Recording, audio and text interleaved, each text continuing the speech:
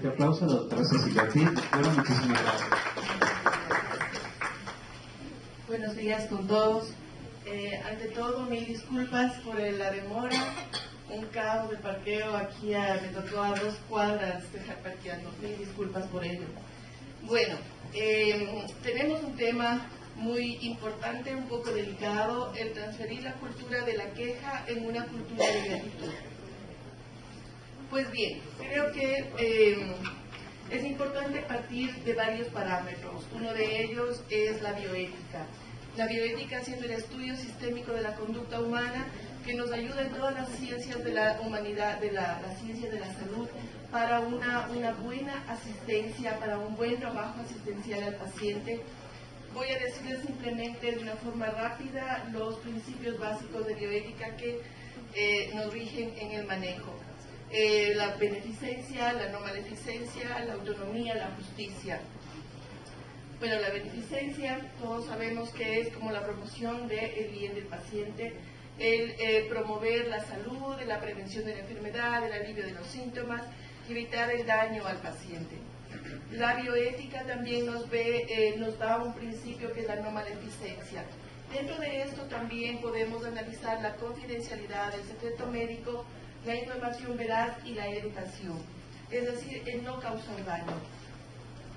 La autonomía, el derecho del paciente para deliberar conjuntamente con el médico el tratamiento, la terapéutica que él desea admitirlo.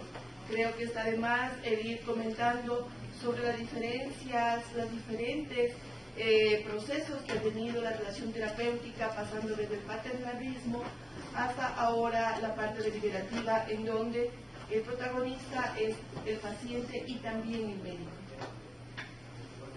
Luego la justicia, el dar a cada quien lo que le corresponde, por supuesto. Vamos a ver más profundamente lo que corresponde al acto médico. El acto médico tiene relación con la comunidad, del centro de salud igual, ¿no? No solamente el paciente, también los parientes, también los demás profesionales del staff médico asistencial que están trabajando para el bienestar del paciente. Por supuesto, la institución de salud también. En estos 4 elementos, en estos 4 aspectos, es importante ir trabajando. ¿Para qué? Para que todos ellos mantengan una muy buena comunicación con el paciente, una muy buena relación con el paciente, para evitar justamente o para manejar de una mejor forma la conducta de la queja a la conducta de la gratitud. Bueno, en el acto médico, por supuesto, ustedes están trabajando totalmente y todo el tiempo con el dolor y la muerte. Esto, por supuesto, produce un desgaste no solamente para el paciente, sino también para el personal de salud. ¿Por qué? Porque la evolución puede ser favorable, estacionaria o desfavorable. Las complicaciones pueden ir de leve a grave. Y esto, por supuesto, demanda de... No está pasando la presentación. Perdón. Aquí me pasa, pero allá no.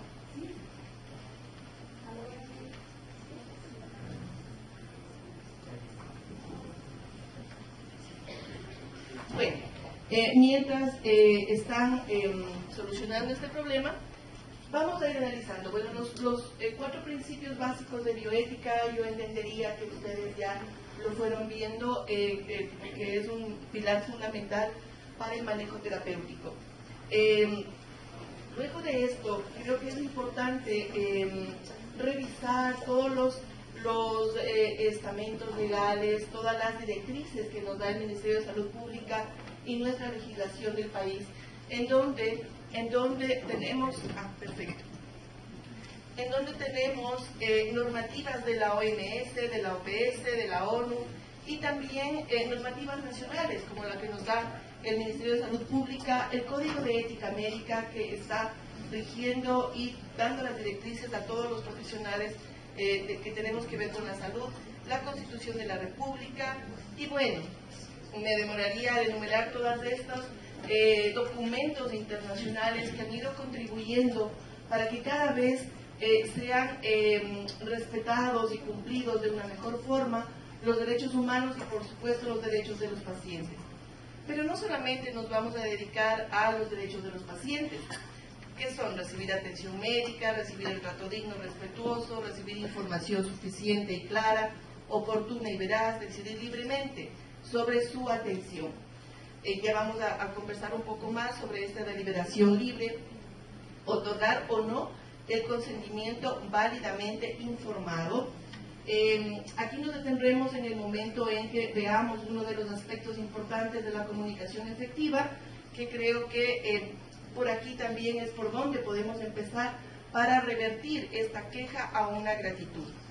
Ser tratado con confidencialidad, por supuesto es muy importante, derecho del paciente, contar con las facilidades para obtener una segunda opinión, porque también es en su derecho, pero ojo, no una tercera, porque ahí ya entra en duda el pánico, el paciente, y creo que eso es una situación que a todos los profesionales de salud que trabajamos con pacientes es un problema, y no se diga del internet. Recibir atención médica en caso de urgencia y contar con un expediente clínico particular y propio del paciente. Por supuesto, los pacientes también tienen deberes. Estos deberes muchas veces no están totalmente clarificados para el paciente, pese a que, por supuesto, le habrán informado. Pero la mayor información que ellos reciben son sobre los derechos y se olvidan de los deberes. Cuando nosotros firmamos, cuando pedimos, solicitamos, damos la información para el consentimiento informado, es importante también, creo yo, el documentarle al paciente esto, cuáles son sus derechos y cuáles son sus deberes. ¿Por qué? Porque el deber del paciente es colaborar en el cumplimiento de las normas institucionales al cual acude, por supuesto, tratar con respeto al médico o a los paramédicos, a todo el personal asistencial, firmar el documento de salida voluntaria, de exoneración o de no aceptación en caso de ser necesario, dar información veraz y clara de su estado de salud y de lo que él ha hecho o no ha hecho en cuanto al tratamiento dado por el terapeuta. Dar información veraz y clara de su estado de salud, cumplir las indicaciones médicas. Antes de ir a esto, les digo que es una problemática un poco ardua de ir solucionando el tema de los deberes de los pacientes. En todos los documentos que nosotros vamos a encontrar de las directrices legales, de las directrices del Ministerio de Salud Pública, por supuesto encontraremos unos 20 derechos y pocos deberes, pero en esos deberes creo que es importante enfatizar nosotros como médicos asistenciales o personales de la salud, porque tenemos una cultura de los pacientes de exigencia absoluta y está muy bien, porque los derechos de ellos no se los regala, se los debe exigir, pedir, pero de una forma muy respetuosa. Bueno, para esto les comento, igual yo trabajo en un centro de diálisis, en donde los enfermos crónicos terminales, por supuesto que tienen una enfermedad catastrófica, tienen una psicología bastante difícil, y diría que no dista mucho de la psicología de los pacientes que vemos todo el tiempo. Entonces, a ellos, ya veremos más adelante cuáles son las características de los enfermos, de todo enfermo, pero creo que es importante constantemente recordarles que su deber como paciente es decir la verdad. Por ejemplo, en largo tiempo, siendo un paciente renal, se le puede haber dicho, informado desde el comienzo, la dieta, los hábitos alimentarios, que es importante que lo tenga, el tema de la sal, en fin. Pero puede ser que haga caso o no haga caso. Sin embargo, los exámenes de laboratorio no nos mienten, ¿no es cierto? y pese a esta insistencia no se responsabilizan de sus tratamientos en muchas ocasiones, por más que se haga mucho recabo, cursos, talleres, convocatorias, citas. Estoy clara en que no siempre recibimos una apertura para recibir el tratamiento integral, porque el tratamiento integral no es solamente un tratamiento médico, sino también un tratamiento de trabajo social, de nutrición y de psicología.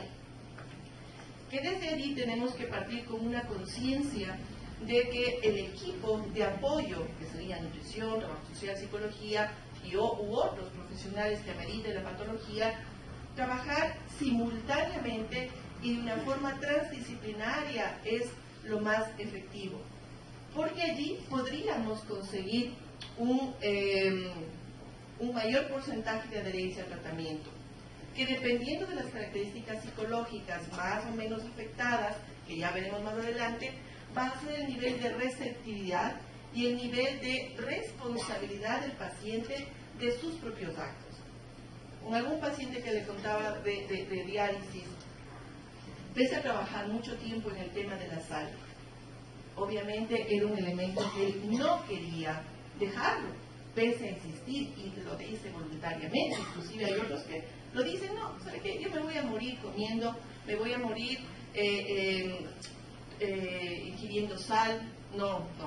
Sin embargo, el momento en que están al borde al límite de lo que su organismo le permite, allí es cuando empieza a razonar: probablemente el tema de la sal sí era un elemento importante. Sin embargo, aún en ese sitio y en ese momento, ya vamos a ver por qué características era esta conducta que les voy a decir. Sin embargo, aún en esos momentos, tampoco lo quieren admitir que el tema de la sal era lo que causaba la retención de los líquidos, uno de los temas. Y persisten en responsabilizar a la enfermera, al médico, a la nutricionista que no me ve 30 o 40 veces al mes, etcétera. Cualquier pretexto es válido para no admitir mi responsabilidad compartida de paciente con el terapeuta. Y me imagino que no distará mucho de los pacientes que ustedes pueden ver todos los días, porque es una característica bastante común. Bueno, vamos a ver ahora los deberes de los médicos y profesionales de la salud, que creo que en esto ustedes lo tienen totalmente sabido. Conservar la vida del paciente, utilizar técnicas y métodos clínicos y quirúrgicos idóneos, informar al paciente sobre lo que le va a realizar, lo que vaya a realizar. En esto sí es importante, darme unos segundos. Estamos tan, probablemente, no digo todos, probablemente estamos tan atareados, tan atosigados con tantas labores y pacientes a los cuales tendremos que atender, que los segundos cuentan, ¿no es cierto?, para la atención de cada paciente. Sin embargo, recuerdan que habíamos comentado uno de los pilares de la atención bioética asistencial era mantenerle informado al paciente de los procedimientos y proceder una vez que dio su consentimiento. Entonces no se vale entrar a la habitación de un paciente y no saludar. Siendo enfermera, por ejemplo, no se vale entrar y de pronto, por supuesto, va a dar la medicación, o a lo mejor le va a poner una inyección que está recetada y prescrita, sin avisar de lo que va a hacer el paciente. Estos pequeños grandes detalles son los que probablemente hacen que el paciente pueda receptar con mejor forma la atención o reactivarse una conducta defensiva. ¿Ya? Bueno, no me voy a detener mucho en los deberes. Quiero detenerme en los derechos del médico, que es derecho de exigir ejercer la profesión una vez cumplida los requisitos legales, por supuesto, derecho de recibir un trato digno, al igual que el trato que nosotros damos a los pacientes, ese mismo trato creo que somos merecedores de tener de parte de ellos. El derecho a recibir remuneración por su trabajo, derecho de intervenir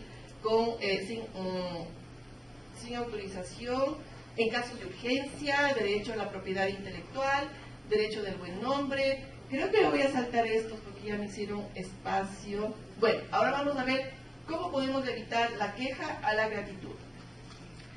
Tenemos 6 elementos importantes. Primero, que es una responsabilidad compartida. Y esto recalcarlo al paciente desde el primer momento en que tenemos contacto con ellos. Conocer la psicología del paciente en crisis es fundamental para nosotros que trabajamos con ellos todo el tiempo entre el dolor y la muerte. Saber cómo manejar nuestras emociones, me refiero a todos los profesionales de la salud.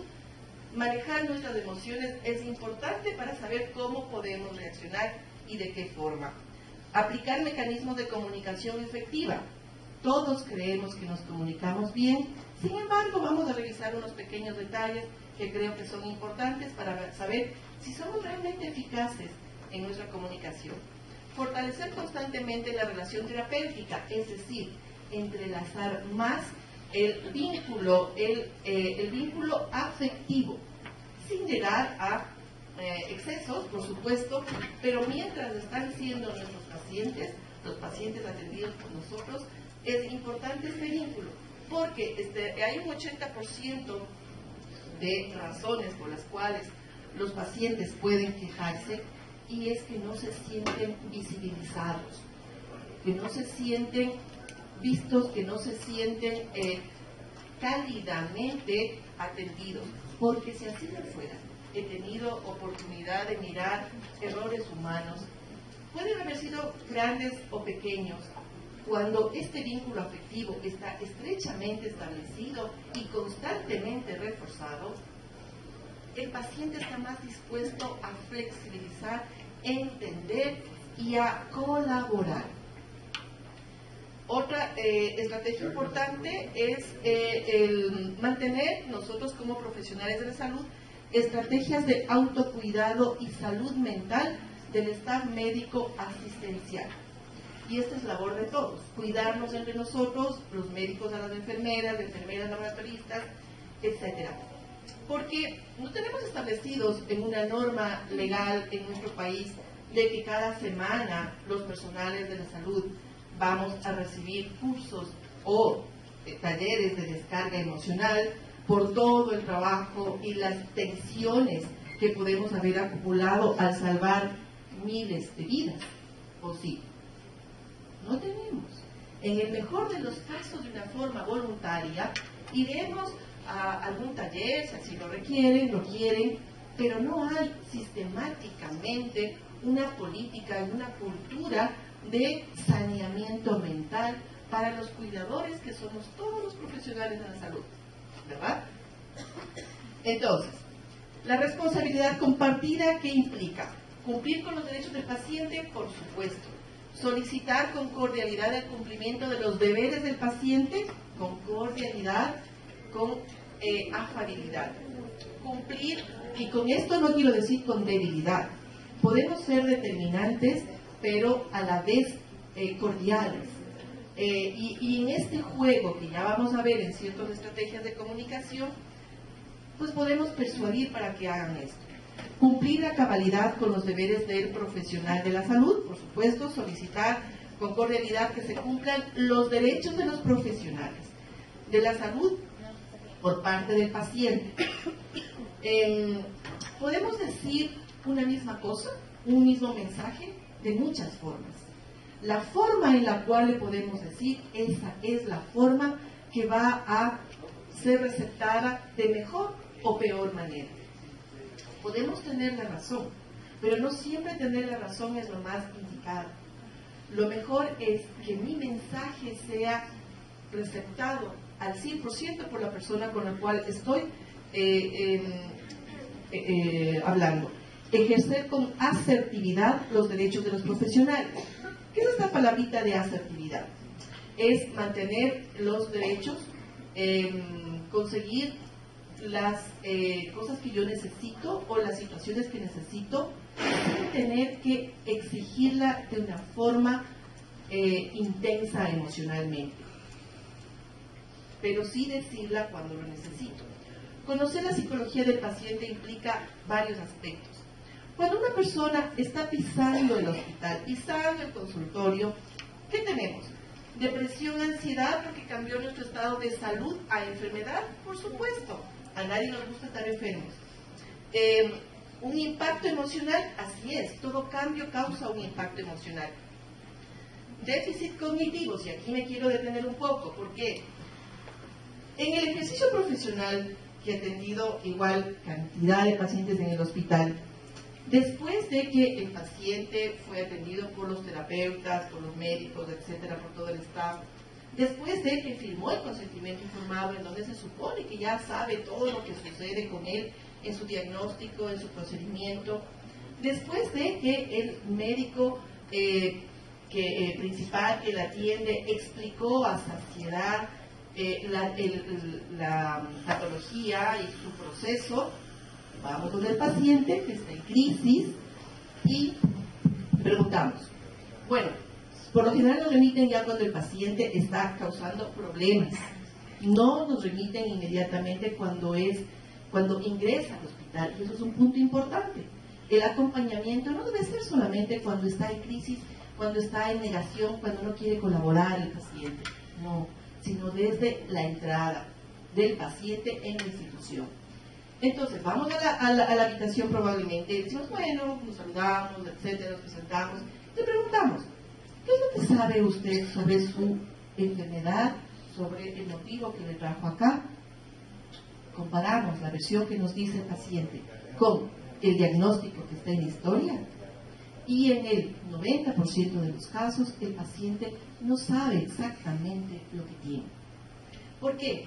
Por este déficit cognitivo que todas las personas, cuando estamos en una dificultad emocional, en crisis emocional, caemos en cierto déficit cognitivo, pero no es que nos volvemos no inteligentes, no, es que en esta etapa, cuando hay una noticia, una situación que me resulta difícil de aceptar porque no me gusta, lo que la persona capta es lo que le resulta digerible emocionalmente de procesar. Y por supuesto va a ser la mejor parte del diagnóstico, o una parte.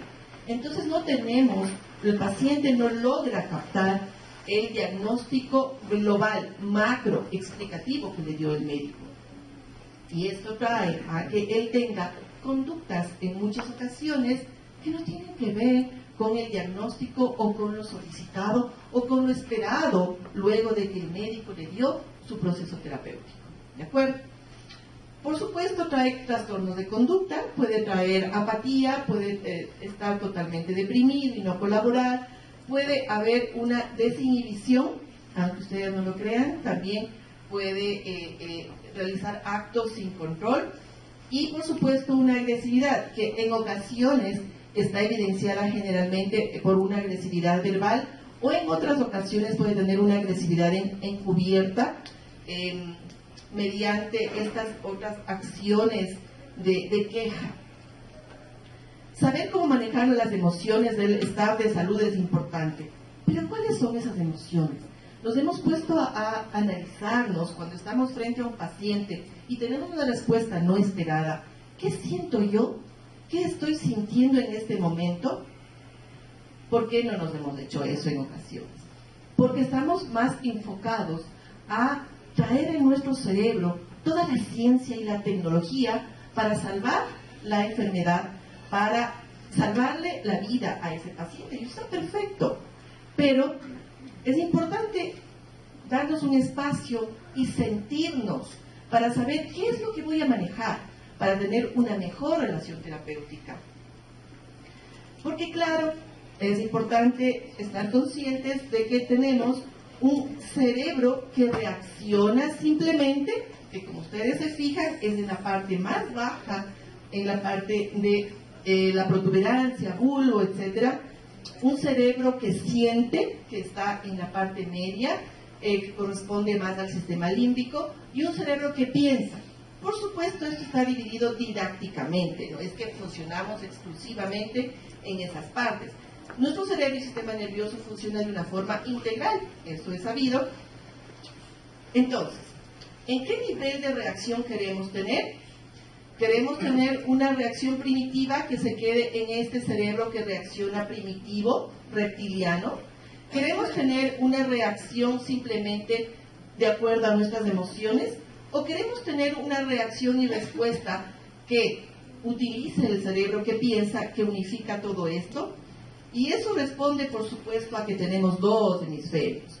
En el equilibrio del hemisferio derecho y el hemisferio izquierdo, siendo el izquierdo la parte racional, intelectualizada, la parte teórica, la parte que analiza, ¿verdad? Y el derecho, que mayoritariamente es la parte emocional. Cuando existe un equilibrio de estos dos hemisferios y una interconexión y una fluida conexión mediante el cuerpo calloso, ahí es cuando mi emoción no va a dominarme la razón. Me dirán, claro, lo que la doctora dice es súper fácil decirlo, pero qué difícil que es lo que Aristóteles nos dijo. Me voy a pasar y dice, cualquiera puede ponerse furioso, ¿sí o no? Eso es súper fácil, pero estar furioso con la persona correcta, en la intensidad correcta, en el momento correcto, por el motivo correcto y de la forma correcta, eso no es fácil. ¿Y de qué demanda?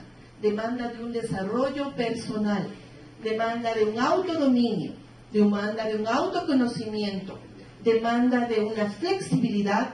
¿Para qué? Para admitir que no siempre tener la razón es importante. Lo importante es tener resultados positivos de mi relación terapéutica. Y muchas veces puede ser, no digo que siempre, puede ser que tal vez estamos como muy arriba. Tal vez estamos esperando que la otra persona nos respete simplemente porque ya tengo un título. Por supuesto que nos costó tener título, 1, 2, 3, 4, 8 días los que queramos tener. Pero eso no le interesa al paciente. Y por lo general atendemos pacientes que no tienen un buen nivel académico, ¿verdad? Si nos ponemos a analizar, los pacientes que se pueden atender en hospitales públicos, la mayoría son gente con precaria escolaridad. Bien, otro mecanismo importante es aplicar mecanismos de comunicación efectiva. ¿Y en qué consiste esto? Dar la información usando todos los canales perceptivos, visual, auditivo y kinético.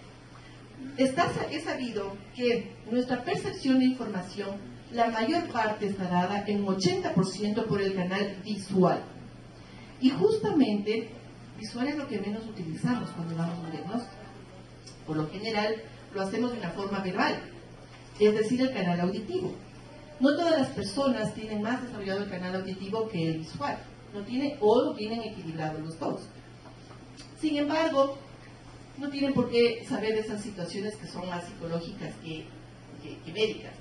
Pero tenemos que utilizar todo, tanto verbal como utilizar, puede ser, si es necesario, gráficos explicativos, gráficos sintéticos y sencillos que expliquen al paciente lo que estoy diciendo, utilizar un lenguaje propio para cada uno de los pacientes y con las modulaciones orales en el tono. ¿Por qué? Cuando yo soy determinante, cuando soy muy directivo, si no pensemos cuando nos hablaban nuestros papás cuando éramos adolescentes, cuando soy directivo, utilizando una postura paternal o de poder, ¿qué sucede? Tenemos defensa del otro. Me defiendo, porque parece que está amenazante esto, o parece que esto es demasiado impactante para mí, me defiendo. Mientras que cuando yo puedo utilizar, si yo puedo utilizar modulaciones de voz, es lo que se utiliza en hipnosis, modulaciones de voz en donde acaricien el espíritu, la mente, la psiquis de esa persona, probablemente va a sentir, esta situación que me está sucediendo no es amenazante, estoy dispuesta. Eso se hace en psicoterapia. Se está peinando el espíritu, el hemisferio izquierdo, el hemisferio derecho, mediante las modulaciones de voz. Es lo que se hace en relajación. Si ustedes notan cómo va el tono de voz en una terapia de relajación, se van a dar cuenta de lo importante que es esta inducción. ¿Para qué? Para una receptividad. Verificar la comprensión del mensaje dado es importante. Por lo general, damos la información, pero no retroalimentamos, o tal vez lo hacemos, pero sin clarificar mucho. ¿Qué es lo que tiene usted entonces? ¿Cómo es entonces el procedimiento que usted debe seguir? Ahí estamos viendo qué tanto les llegó de mi información. Ser claro, concreto, cálido, mantener conducta visual, contacto visual y escucha activa. Otro elemento importante es fortalecer constantemente la relación terapéutica, que es lo que habíamos conversado. Establecer estrategias de cuidado y salud mental del staff médico asistencial. Aquí sí quiero detenerme en este aspecto porque nosotros como profesionales de la salud que estamos atendiendo el dolor y la muerte constantemente, la enfermedad en todo caso, los hábitos de relajación física y mental son importantes que nos demos ese espacio de cuidado. Todos somos importantes para el paciente. Pero ¿qué pasaría si nos morimos nosotros? ¿Qué pasa con el paciente? Entonces nos hagamos los indispensables. Darémonos tiempo para cuidarnos. Respetar los horarios de descanso de cada uno de nosotros. Sabemos que el trabajo es demandante, sin embargo, darnos un espacio para poder estar tranquilos. Mantener contacto social, no dejar sus amistades, no dejar sus relaciones familiares, resolver y manejar los conflictos personales. A veces por tiempo dejamos cosas inconclusas, pero esto es fundamental para la salud mental de los cuidadores. Cuidar la salud física, entonces, es importante tener claro esto. No hay nadie que te pueda ofender sin tu permiso. El manejo de las emociones de las personas, del personal de salud, es nuestro, nos pertenece. Y ningún paciente, por más alterado que esté, no puede, no debe cambiar esa cordura, esa coherencia y esa tranquilidad de manejo personal. La causa de la mayoría de los problemas de relaciones humanas está en la falta de reconocimiento mutuo. El conocerme yo como terapeuta, el conocerle al paciente en qué estado crítico está y cuáles son sus reacciones, me va a dar un mayor sigilo, una mayor cautela y probablemente más sabiduría para manejar lo que teóricamente lo sabe. Gracias. Doctora, muchísimas gracias. Un gusto haber podido contar con ustedes, con su ponencia espectacular. Hay un tema muy amplio, muy generoso, pero el tiempo es muy limitante y demandante el día de hoy. Estamos en nuestra tercera jornada. Hoy vamos a hablar de la humanización de la salud y la verdad que nos sentimos honrados con la presencia de todos y cada uno de ustedes, de los directivos de la institución, de los directivos del Instituto Ecuatoriano de Seguridad Social, de nuestros ponentes.